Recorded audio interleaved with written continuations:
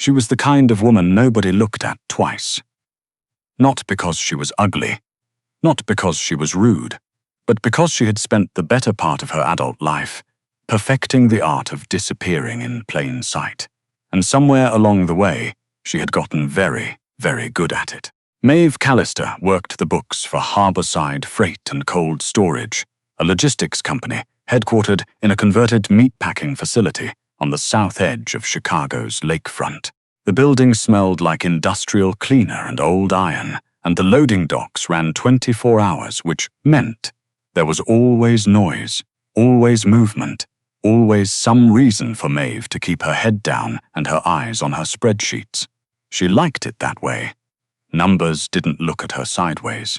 Numbers didn't make quiet jokes about the size of her chair, or pretend not to notice when she struggled through the narrow turnstile at the front entrance. Numbers were honest.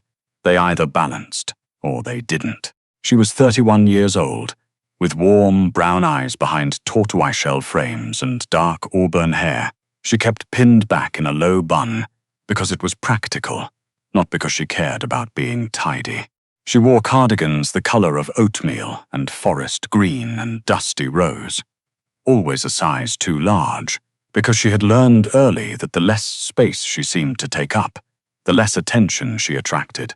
Her desk was in the far corner of the second floor, next to the window that faced the alley, and she had arranged her monitor at an angle that allowed her to see the entire open floor plan without being easily seen herself.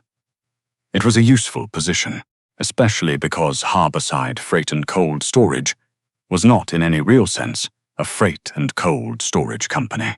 Maeve had figured this out 14 months ago, 3 weeks into her job, when she noticed that the intake manifests for a particular line of refrigerated containers listed weights that were physically inconsistent with the declared cargo. She didn't say anything. She was smart enough to understand that the kind of people who ran phantom shipments through a meatpacking facility on the south end of Chicago were not the kind of people who responded well to a junior accountant asking clarifying questions. So she kept her mouth shut, she balanced her assigned ledgers, and she made very sure that the discrepancies she noticed were logged in a private file on a personal USB drive she kept in her cardigan pocket at all times. She told herself it was insurance. She told herself it was just in case. She never let herself think about what it would mean if someone found out she had it. The man who owned Harborside Freight on paper was a Croatian-born businessman named Victor Laszlo, who came in twice a month, shook hands with the floor supervisors, and left within 40 minutes without ever visiting the second floor. But everyone on the second floor, the few of them who worked directly with the financial infrastructure, knew that Victor Laszlo was a name on a lease. The real owner, the one whose instructions came down through 2 layers of management before reaching anyone with a title, was a man named Cale Morrow. Maeve had never met Cale Morrow.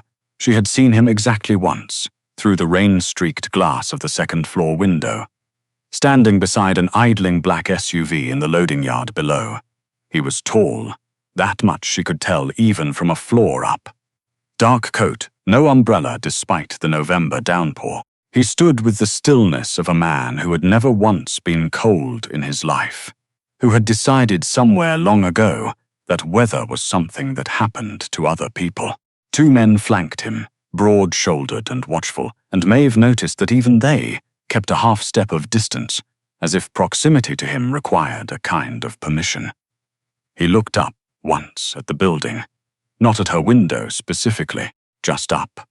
The way a man looks at something he owns and is simply confirming that it's still there. Maeve had stepped back from the glass. She didn't think about him after that. She had learned not to think about things she couldn't do anything about. That was a Tuesday in November. The Tuesday in March was different. She stayed late because the quarterly reconciliation was due Thursday, and she was, as her supervisor Frank had said with a smile that didn't reach his eyes, the best numbers person we've got.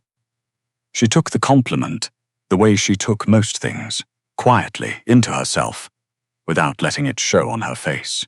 She had learned not to let too much show on her face. It made people uncomfortable, the fullness of her expressions. She had been told this once, unkindly, and she had believed it. The office emptied out by 7. The cleaning crew came through around 8 and left by 8:30. Maeve made herself a cup of bad coffee from the machine by the elevator and went back to her desk. And by 9 she was alone in the building except for the 2 security guards on the ground floor and the distant sound of the loading dock crew below. She didn't hear them come in. That was the thing that frightened her most later. Not what happened, but the fact that she simply didn't hear them. One moment she was staring at a cell reference on her screen, tracing a $300,000 discrepancy that she did not recognize and had not put there, and the next moment there were hands on her. Not gentle hands.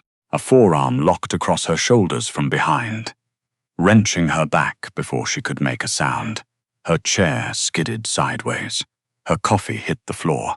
She tried to twist, tried to find footing, but the grip was precise and practiced, the kind that knew exactly where to press to short-circuit resistance. And before she could form a coherent thought, a cloth was pressed against her face, and the fluorescent ceiling tilted and blurred and went soft, and then there was nothing. She woke up in a chair, not her office chair. This one was wooden, straight-backed, and the room around her was not an office at all. It was a warehouse. She could tell by the height of the ceiling, the exposed beams, the smell of concrete and salt water, and something underneath both of those smells, something old and metallic that she didn't want to name.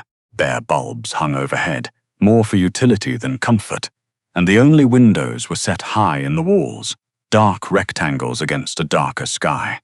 Her wrists were zip-tied to the chair arms.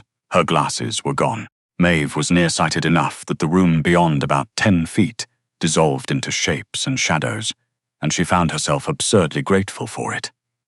Whatever was in the shadows of this room, she didn't need to see it clearly. There were 2 of them, she thought. Men. She could hear them talking in low voices near a metal door at the far end of the space. She caught fragments, the word files, the word drive, the phrase she has it on her. Her hand went instinctively to her cardigan pocket. Of course, the USB drive. They weren't here because she was Maeve Callister, junior accountant. They were here because someone, somewhere, had noticed the same discrepancy she'd noticed 3 minutes before they took her, and they thought she'd taken something they wanted to protect.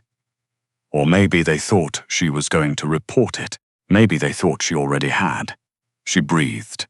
She did not cry, because crying would not help her, and because she had an absolute, bone-deep stubbornness about not giving strangers the satisfaction of watching her come apart. She breathed, and she thought, and she waited. 3 miles away, at the top floor of a building on Michigan Avenue that bore no signage and needed none, Cale Morrow was standing at a wall of glass, watching the city's lights spread below him like scattered embers. He was 41 years old, and he had the face of a man who had made decisions most people couldn't imagine making, and had long since stopped losing sleep over them. Dark hair gone silver at the temples, a jaw like quarried stone, and eyes the particular shade of grey that made people look away when he held their gaze too long. He was lean in the way that came from decades of physical discipline rather than vanity, and he moved with an economy of motion that the men who worked for him had learned to read carefully. The slight shift of weight, the almost imperceptible narrowing of his eyes that meant someone's evening was about to get considerably worse. His phone rang at 9:47 p.m. He answered on the second ring. He always answered on the second ring. Not too eager, not too slow. "Tell me." His voice was low and even, the kind of voice that didn't change volume when it wanted to convey danger. It simply went very, very still. The man on the other end was Harborside's floor operations manager, a nervous middle liffer named Renfield, who had worked for Cale's operation for 6 years and still sweated through his collar every time he had to make a call like this. "Sir, we have a situation at the building." Second floor. One of the accounting staff. She was working late and we think she may have. There are men, sir. They got past the ground security and... Her name, Cale said. A pause. Callister. Maeve Callister. She's been with us 14 months. She does the... I know what she does. He did know, actually. Not in the way that most men who ran operations of his size knew their staff. As names on a payroll report, faces at a glance. He knew Maeve Callister because he had made it his business to know anyone with access to the financial architecture of his enterprise. He had read her background check. He had seen the camera footage of her at her desk at 6 a.m., 3 mornings a week, drinking her terrible coffee and working in the blue pre-dawn quiet before anyone else arrived. He had noted, once, in the margin of a summary report his operations director had prepared, that she had flagged a bookkeeping error that 3 other accountants had missed, and that she had fixed it without telling anyone, which meant either that she was covering something or that she was simply too discreet for her own good. He had decided at the time that it was the latter. He was usually right about people. Who sent them? He said. Not a question. Renfield stumbled through what he knew, which wasn't much. Rival faction, the Sorrento network out of Milwaukee. Word had gotten out about a specific ledger. They thought someone on the inside was building a case. They moved fast. Which warehouse? Cale's voice had gone very flat, which Renfield recognized as significantly more alarming than if he'd raised it. The Lakeshore Holding, 41st stand. Cale had already ended the call. He was already moving. The thing about Cale Morrow that the people who feared him never quite understood was that his coldness was not the coldness of someone who didn't feel things. It was the coldness of someone who had decided, a long time ago, that feelings were information, not instruction. What he felt right now, reaching for his coat in the dark of his office, was something precise and hot and almost entirely unprecedented. Because the men who worked for him, he could replace. The operations, he could rebuild. But the woman sitting in a chair somewhere in his warehouse, zip-tied and alone, was not replaceable. And the fact that she was there because of him, because she had stumbled into his world, and because he had not moved fast enough to move her out of it, sat in his chest like a splinter of glass. He did not let himself examine that feeling too closely. He just moved. He arrived at the Lakeshore holding facility at 10:22 p.m. with 4 men in 2 vehicles, which was, by any objective measure, more than necessary. He went in through the East Service entrance, which bypassed the main dock, because he knew this building the way he knew all his buildings. Every entrance, every sight line, every acoustic trick of the concrete and steel. He heard voices. The main hold was a long rectangular space, divided by a central row of steel shelving units that ran the length of the room. He moved along the west wall, staying in the shadow of the shelving, and he took in the scene in a single, practiced sweep. Maeve was in the center of the room, wrists secured to the arms of a wooden chair, chin up, her posture so rigid and deliberate that it was clearly a choice she had made. A decision to refuse to look afraid, even if she was. Her auburn hair had come half loose from its bun. One of her cardigan buttons was missing. Without her glasses, she was staring in the direction of the 2 men near the door with an expression of focused, furious concentration. She was not crying. He noted that. One of the men was holding her glasses, turning them over in his hands like they were a curiosity. The other had her cardigan pocket turned out and was examining a small USB drive under the beam of a flashlight. Cale stepped out of the shadow. "Put it down," he said. The man with the flashlight spun first. His hand went to his jacket. "I wouldn't," said one of Cale's men, from the east entrance. The second voice came from above, another of his men, on the catwalk running the perimeter of the ceiling. The man with the flashlight understood the geometry of the situation in approximately 2 seconds. He set the USB drive on the shelf beside him with the careful deliberateness of someone who was very interested in not being shot. What followed was brief and businesslike and entirely without drama, which was the way Cale Morrow preferred things. His men were efficient. The two intruders were secured. The exchange of information, who had sent them, what they had been told, what they had been promised, took 11 minutes, and Cale stood through it, with his hands in his coat pockets and his eyes not on the men being questioned, but on the woman in the chair across the room.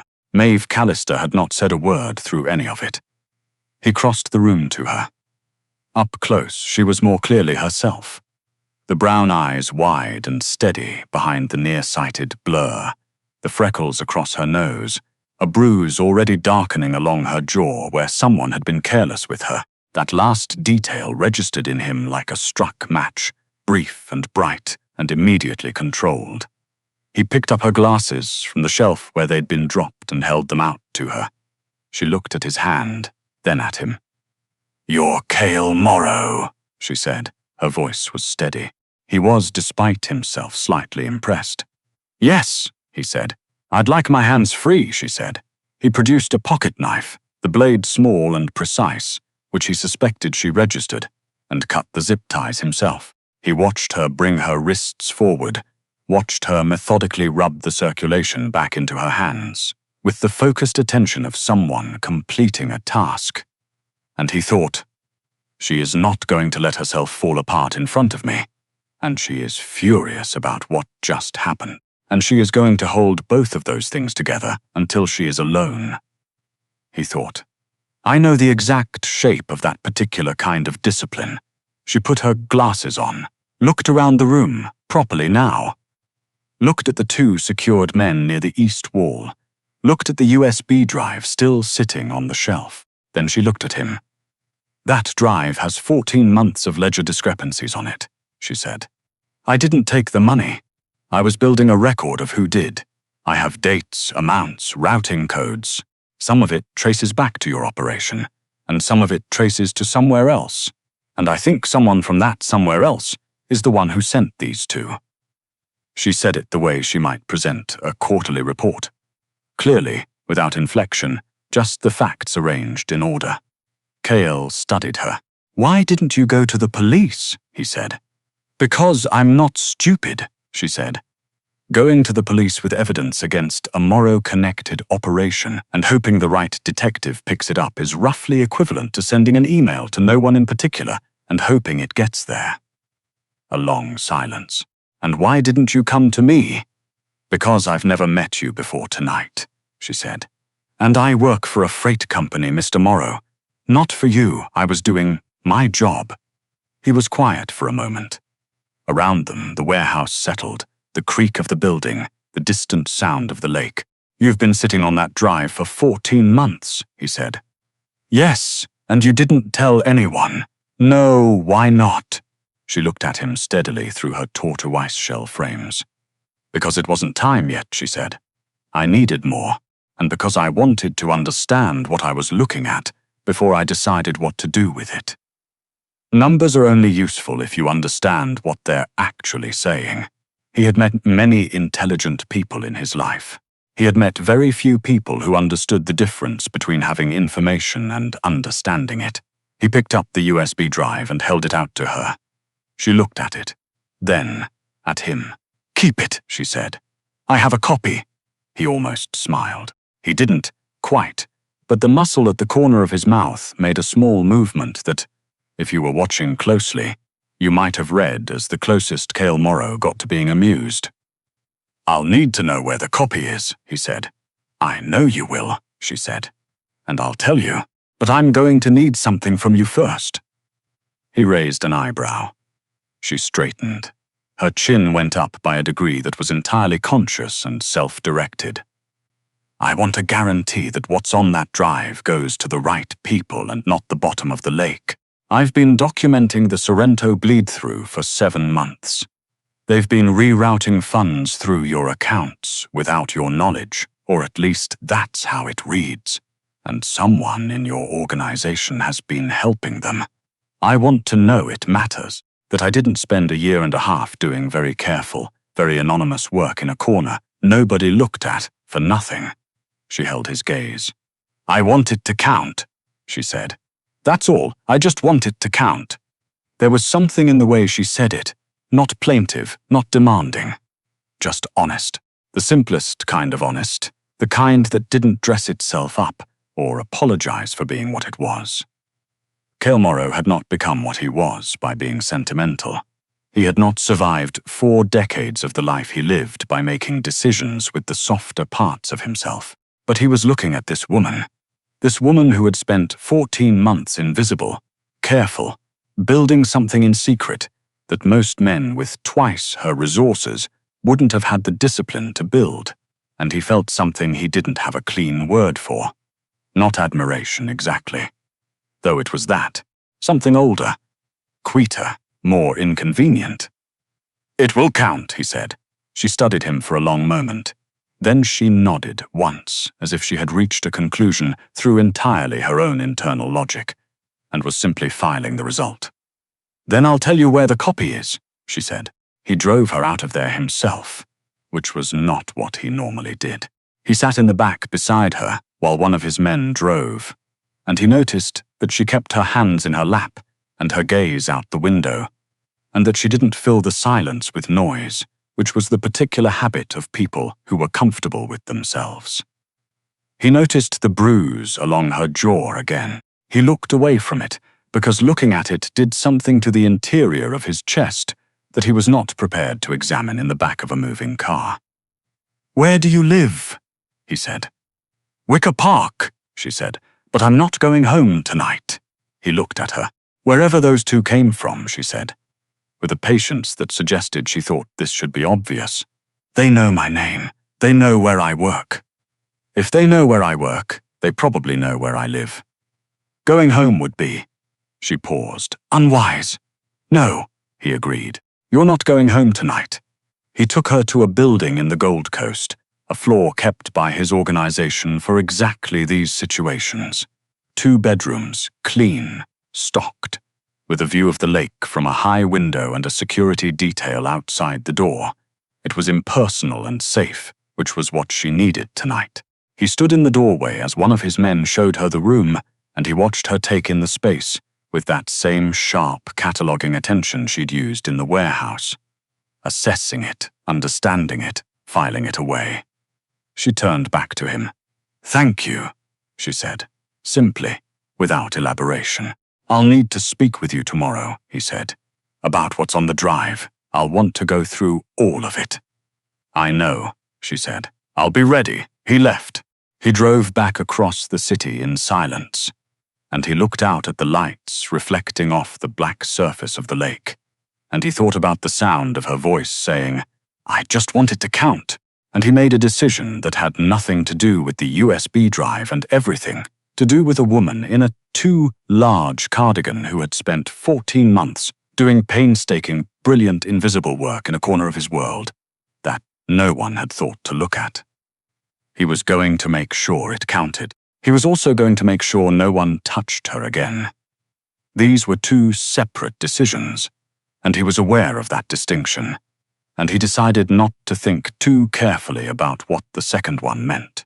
3 days later, Maeve sat across from Cale Morrow at a long table in a conference room on the 42nd floor of his Michigan Avenue building, with her laptop open and a printed copy of her documentation spread across the table. And she walked him through 14 months of financial forensics with the same calm, focused precision she had used in a warehouse, while her wrists were still bleeding from the zip ties. His attorney was there. His operations director was there. 2 men Maeve didn't know were there, who she later understood were connected to a federal task force that Cale Morrow had an arrangement with. Complicated, long-standing, and none of her business. She presented the evidence. She answered their questions. She corrected 2 misreadings of the data without apology and with the quiet confidence of someone who had lived inside these numbers for over a year. At one point, the attorney said, Miss Callister, how did you know which routing codes to trace? She said.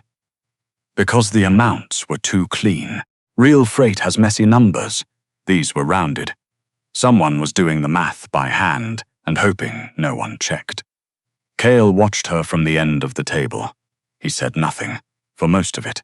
He was the kind of man who understood that when someone with genuine expertise was presenting, the correct thing to do was to listen. But once, when the operations director pushed back on one of her conclusions and suggested that the figures could be read another way, Cale said quietly, "She's right," and the room went still. Because everyone in it understood that Cale Morrow did not say those words lightly. After it was over, and the room had mostly cleared, Maeve packed her documents back into her bag with the methodical care she applied to everything. And Cale remained at the far end of the table. "You'll need somewhere to stay," he said, "until the Sorrento network understands the situation has changed." "I know," she said. She kept her eyes on her bag. "The apartment is comfortable." "It's fine." A pause. "Maeve," she looked up.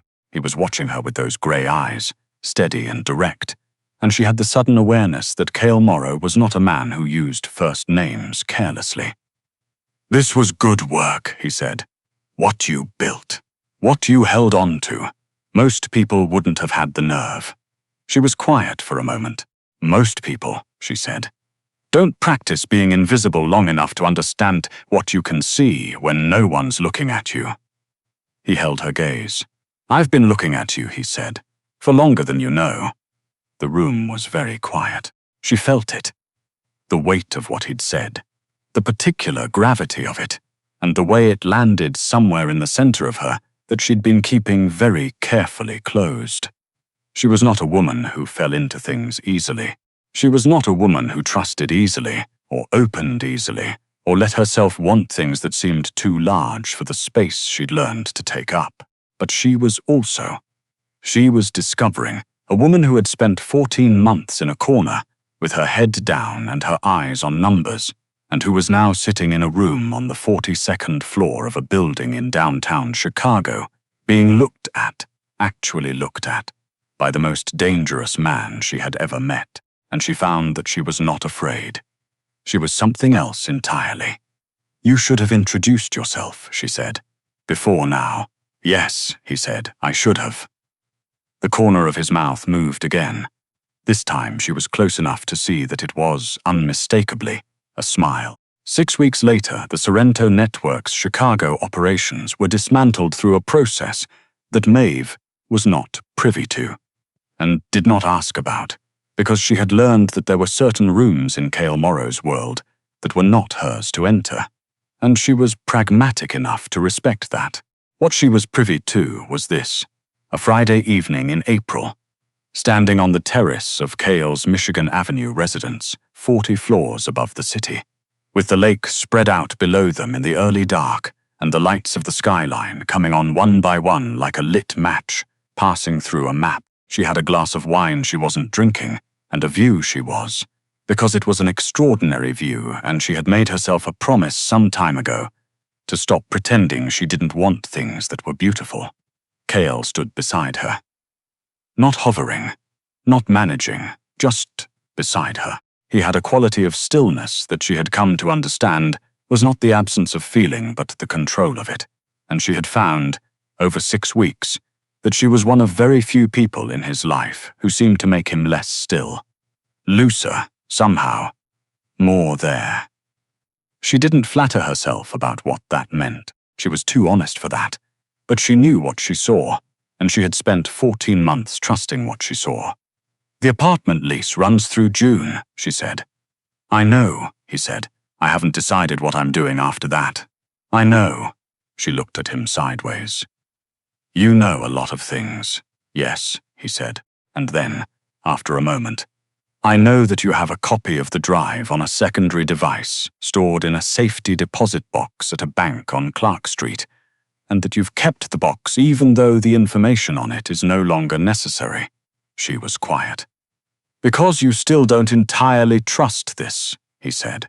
"Not yet." "Do you blame me?" she said. "No," he said. "I'd be worried if you did." She looked at the lake. "I trust you enough to be standing on your terrace," she said. "That's not a small thing for me." "I know," he said.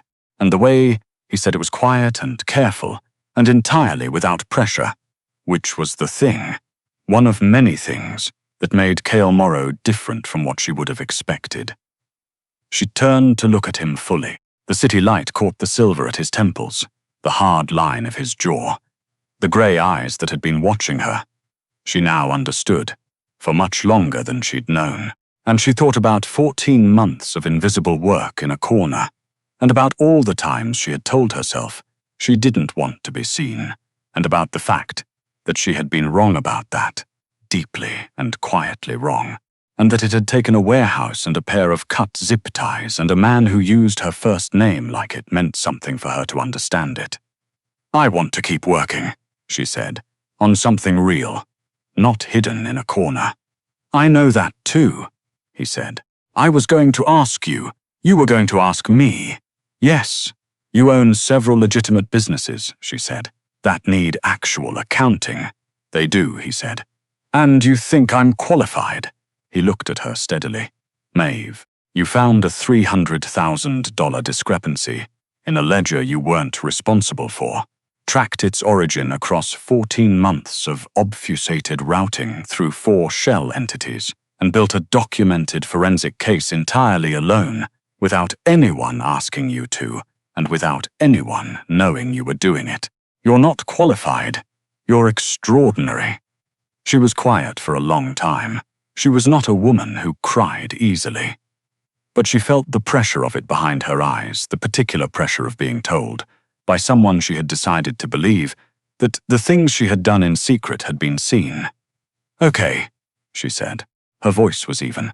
"Okay," he said. He did not reach for her hand. Not yet. He was a man who understood the difference between what was offered and what was taken, and he had learned in 6 weeks that Maeve Callister gave things on her own terms or not at all, and he had decided, without drama, without announcement, that her terms were exactly as they should be. But he was close, and she was close, and the city was below them, lit and alive, and the lake beyond it was dark and wide and full of depth, and she thought, "I spent 14 months making myself small enough to disappear." She thought, "I don't want to do that anymore." She turned to face him. She took 1 step toward him, and then another, closing the small distance between them, and she looked up at him with her warm brown eyes, and the bruise on her jaw that had faded to yellow-green at the edges, and she said nothing, because she didn't need to. He understood. He raised one hand and touched her face. Not the bruised side, the other side, his palm against her cheek with a gentleness that was entirely at odds with everything he was. And he looked at her the way he had apparently been looking at her for a long time, without her knowing, like she was the most important thing in the room, like she always had been. And somewhere in the city below them, traffic moved and lights changed, and the lake went on breathing in the dark the way it always had, indifferent and enormous, and Maeve Callister, junior accountant, plus-size woman in a too-large cardigan, keeper of invisible records and quiet, careful work, leaned into the hand of the most dangerous man she had ever met and let herself be exactly where she was, not hiding, not disappearing, finally completely, and on her own terms, seen.